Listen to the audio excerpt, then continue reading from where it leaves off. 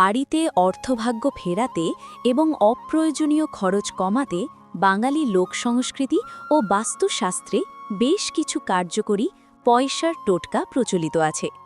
কয়েকটি জনপ্রিয় এবং সহজ টোটকা হল অক্ষত চালের টোটকা। বৃহস্পতিবার দেখে ২১টি পরিষ্কার ও না ভাঙা আতপ চাল একটি ছোট লাল কাগজে মুড়ে আপনার মানিব্যাগে রেখে দিন। এতে অপ্রয়োজনীয় খরচ কমে এবং অর্থভাগ্য বাড়ে। তামার মুদ্রা। মানিব্যাগের এক কোণে একটি ছোট তামার কয়েন রাখা খুব শুভ বলে মনে করা হয়। এটি নেতিবাচক শক্তি দূর করতে সাহায্য করে। লবণ জলের মোছা। প্রতিদিন সম্ভব না হলেও প্রতি শুক্রবার ঘর মোছার জলে সামান্য সামুদ্রিক লবণ সি সল্ট মিশিয়ে ঘর মুছুন। এতে ঘরের অলক্ষ্মী বা নেতিবাচক প্রভাব দূর হয় এবং উপার্জনের পথ সুগম হয়। জুতো চটি পরিষ্কার রাখা। ঘরের মূল প্রবেশদ্বারের সামনে অগোছালোভাবে জুতো খুলে রাখবেন না।